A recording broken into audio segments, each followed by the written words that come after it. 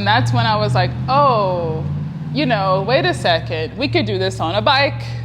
And if we actually learn history, then maybe that would help us to have a shift. People will change their minds, their hearts and mind would get connected, and we'll have a better world.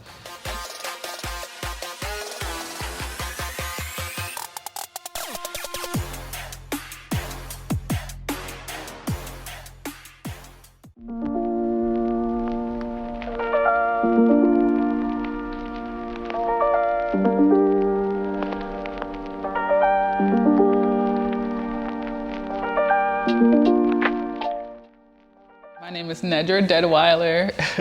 I founded Civil Bikes back in 2013, really, but it was more of a fluke because I'm a social worker. I spent a number of years working in community-based organizations, primarily working with adolescents, from camps to nonprofits to around education. Some of it was like psychosocial, emotional support. I am a Southerner.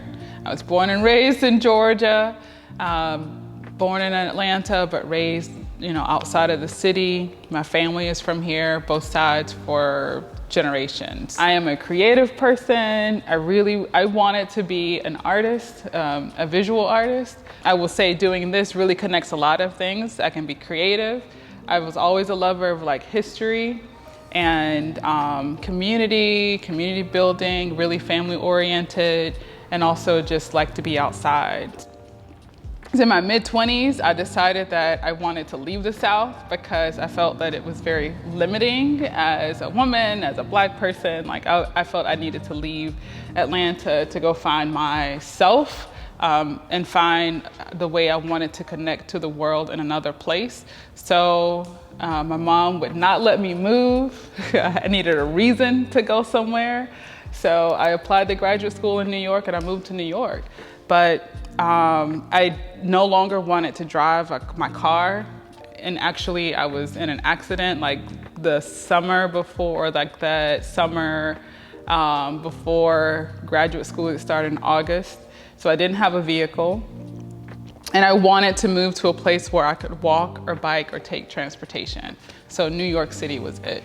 And that's where I was reconnected to cycling. I met people who rode for fun and also just for competition, as well as just to get around, or commute is what we call it now.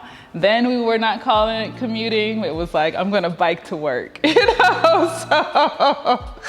I was trying to do all of that. But yeah, it was New York City. It was hard to love it in New York City because the roads were not even, they didn't have bike lanes when I was living there. The bike lanes didn't come to 2006, and that's when I left and I moved to the West Coast. I moved to Seattle, and that was where I found oh my God, I love this. This is so great, because I could get from one end of town to the other. I could bike to other parts of Washington State on a bike and not necessarily even see a car or be close to a car, because they had off-road trails. Now we call them greenways. So and then it's beautiful scenery. So that's, I will say, living in Seattle. I joined the Cascade Bicycle Club, which is their advocacy organization. And I did a lot of events there. There was an event called Chili Hilly. We biked around Bainbridge Island, which was a lot of fun. And I did that on a single speed. I didn't know what I was doing, but it didn't matter. But sometimes when you don't know what you're doing, it makes it even more fun, and it's not arduous or difficult. It's just it's more fun, and anything is possible, and you don't feel the pressure or the demand of the ride. It's just it's a good time. Some friends were doing we decided together actually to do the Seattle to Portland ride, and that long distance ride, it changed my life. To the idea that I can bike from one city to the next. Never thought I could do that before, or even bike that kind of mileage. I even borrowed a bike for the event because I didn't have the appropriate bike. Again, I didn't have the right bike for these situations. But like it was nice to feel the support of friends, but also just to be in a new environment, see the landscape, and just even having to figure out ways to encourage myself to do this, to stay focused, to stay on my bike and upright. Because falling is a thing. I have not really had time to ride a lot with other groups, and I'm also a bit of a loner. So those two things are generally ride solo or with like a friend or, you know, a small group. Yes, I do like Black Girls Through Bike, Red Bike and Green. I mean, Aztec Cycling, they have a couple of East Side and a West Side women's ride that they do. There's a WTF group that my friend Devin does. They just recently rechanged their name to Radical Adventure Riders. So there's now so many groups in Atlanta that are cycling, but I will say because I know the women, I think pretty much they're all women leaders. So those are the ones that I and there's Mob ATL, folks that I kind of stick with just because I know them. We've kind of followed each other, supported each other at events. So it makes it a bit of, a family in a sense, like more cozy, and it's just nice to have that support. Like the bike itself is a metaphor, right? You know, it's like changing gears, and I will say the pandemic is a big lesson of like pivoting, you know, changing gears, trying to switch from one mode to another. And you can either do it where you really don't understand how your gears work and it's like, oh my God, don't drop your chain. Or you can do it in a smooth fashion where it's a gradation in how you move from one gear to the next, and your bike is smooth, it runs smoothly. So same thing with life. Other ways of like feeling the breeze. Everybody loves to go downhill and feel that enjoyment and that elation. And I think, you know, being able to, I know we talk about being on the mountaintops and that's like the high points, but on the bike it's a little different. So just really being able to appreciate every point of the ride, I will say, you know, that's a life lesson as well. Like all these stages of life, they're not all enjoyable, but trying to find some, I won't say necessarily joy, but to like find a space of peace in the various stages of life. I think that's something that I am now learning from biking. I did not imagine, because I mean, to be honest, I've tried to do other things. Like I was trying to be a gardener. I was trying to do like intuitive design. We call it now intuitive design. And just like leaving social work and becoming an artist. But civil bikes was a thing that it was timely, especially here in Atlanta. That's kind of when cycling started to take off. Not that even registered for me, but it was just, that's when the idea came to me, was to do this. And it's been a whole different way of living. I mean, I might still just be riding a bike, and that is okay. You know, that would have been fine. But to be able to sync some passions and way to stay engaged in the world, you know, meet other people, like this has been a very positive vehicle for myself. Like most things in life, what we end up becoming, it's been a part of us for our whole lives. When someone shows up for a Civil Bikes ride, event, tour, like it's kind of all the same in a sense. Like the way we start is, hey, you know, welcome. It's kind of, you know, that welcome, coming in, exchanging names, get to know folks. We do some like rules of the road, like that's part of the conversation. I try to orient people to where we're at. I have not always done a land acknowledgement, but sometimes that's periodic, or like the 4 directions, this is what you can find. Because a lot of people who will come, they may not be from here, or they're new enough to where they're not always familiar with even neighborhood names or locations, or like the geography or buildings, and then kind of an overview of the history, and then like, this is where we're going, and then we're off. But like, you know, the main thing is, this is a friendly ride, it's low key, it's for everybody. You won't be left behind. If we need to stop, we can. And then the basic rules of the road. There's like this awareness of what's going on around us, that people who, if they don't ride a bike or they're newer to the bike, they have less awareness of what's going on in the environment. They're more focused on like, you know, the bike itself and just like staying upright. So just being able to like know that there's other things around us. So, you know, listening and looking, but we're here to protect you, but you also have to do your part of the ride to be a good participant. Yeah, the pandemic has really changed things. It was an opportunity, really, I will say. But like the day, March 11th, 2020 was like our first and last tour of the year. And it was for a conference. Half the people showed up. And then half the people showed up to the conference, and half of the people who signed up for the tour came. But it was where I had trained some tour guides to start leading tours, because I was ready to make a bit of a pivot, shift my gears. And after that, it was like, okay, I think we're done. Last year, it was exciting. I was the Beltline Scholar in Residence, so I was able to write some, like work on my praxis. And it's like education that really leads folks to education, practice, and then advocacy, so that folks in neighborhoods or, you know, families can preserve their stories, you know, locate it in place, and then advocate for either some sort of recognition. It's very difficult, just, I will say, in the state of Georgia, just because historic Black spaces could be in like such disrepair that it wouldn't meet criteria, or someone may not have like deed to show ownership because maybe it was a school, or like various things for those requirements. And so, but it doesn't mean that the history is disavowed. Like, it should be acknowledged, and it should be known. So, you know, even for, if it's not national recognition, there should be some local recognition. I could never really understand race. Like, I couldn't get it when I was a kid. It took me a long time and many experiences to like finally understand what race really means in the US.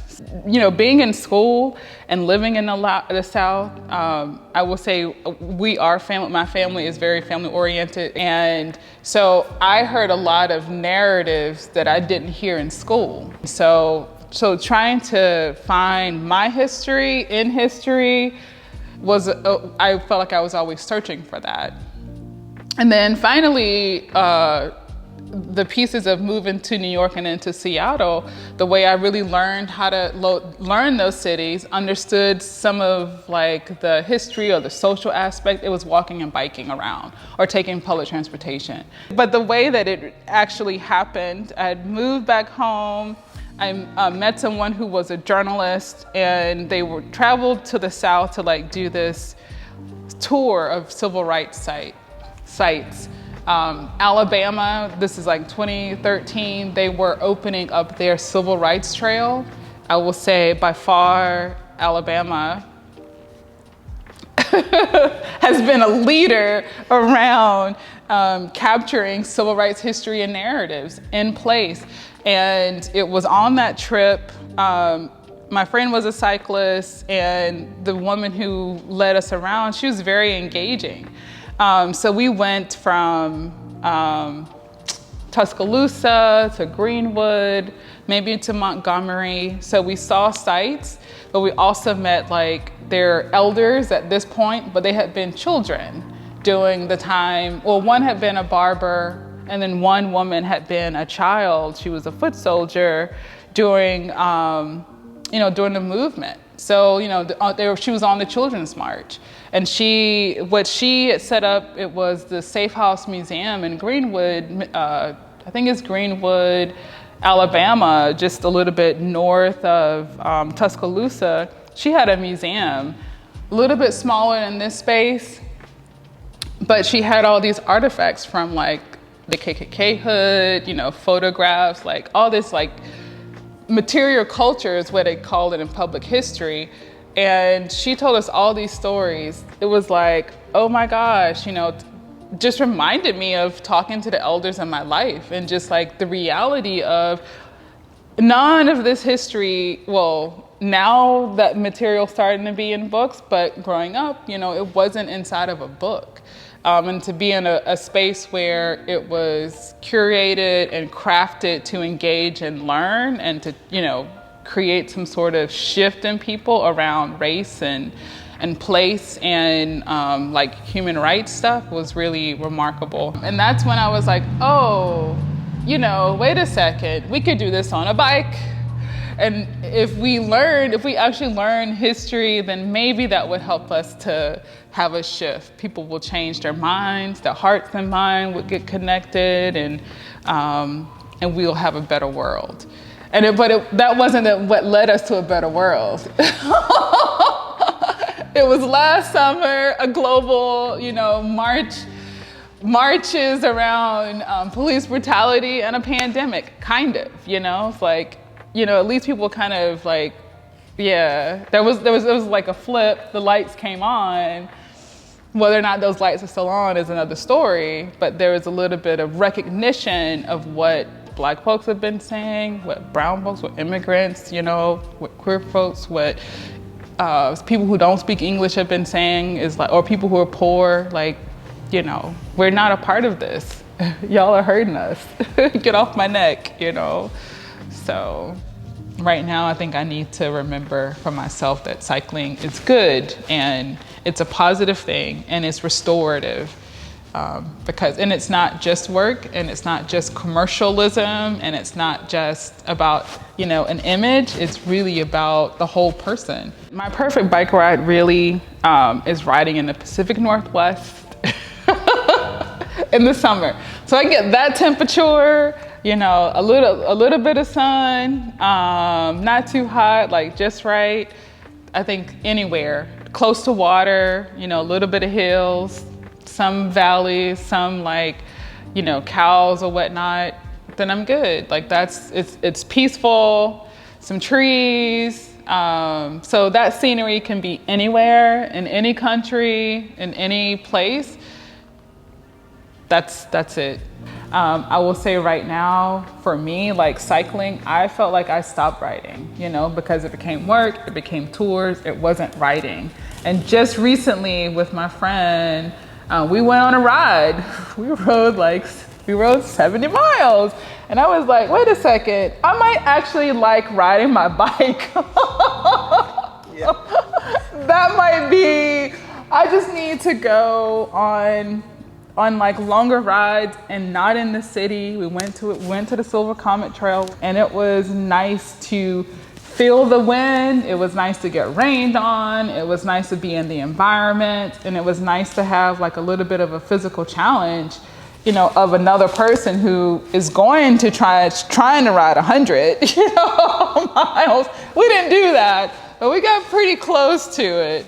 So, because the pressures of the pandemic, be it how we have to work at home and just like constantly sitting at a computer screen, and the weirdness of what life is, to have a space to like not have to think or like be focused and worried about cars.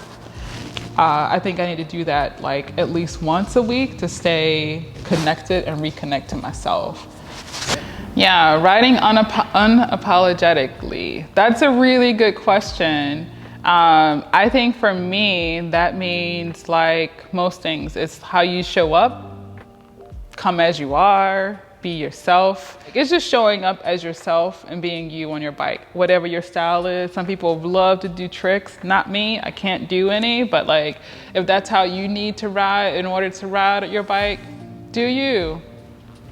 Okay, the piece of advice that someone gave to me that has really helped my ride, it's how to use my gears, to be honest. Like, I did not know how to use my gears. I had it's like my earlier bikes were either like clunkers from Goodwill.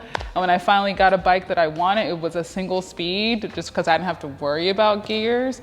But someone showed me how to use my gears and gave me a very simple analogy of how to move it up and down the chain. That I think has changed my ride. It's really simple. Don't get intimidated by it. So yeah, it's like you don't have to be super fast. You don't have to wear spandex. You don't have to, but you can if you want to. You can grow to that. I think people really just need to get an image of themselves, of their fitness, and also of how they want to ride on a bike. And then finding the bike that really works for them, and that it's okay if you grow out of your bike. Maybe you start on a cruiser. Doesn't mean that you're going to always want to stay on a cruiser. You might realize that the type of riding you want to do, that it goes beyond riding a cruiser. I have a friend, and that's where she's at right now. But she's like, no, I think I just want to stay riding 2-3 miles a day. I'm like, okay, you can, but it's okay if you switch up to a hybrid. Or maybe you can switch your handlebars, or find ways to trick out your bike so that it can change your ride, even if it's just changing your seat and your handlebars. And I will say too, I think cycling can be very intimidating because of gears. What is your ratio? Like all of this language. And I don't think that's necessary to ride a bike. I don't think you need to know who won the Tour de France and what stages. Like, I have no idea. But I tell you what, I know how to ride a bike. So I will say just really focus on, it's kind of like they say when you go to yoga class, don't worry about those mirrors, and like whatever. It's like, just stay focused on yourself and on your bike, and find the bike that works for you and the people to ride with if you need friends. But really, it's about what makes you most comfortable.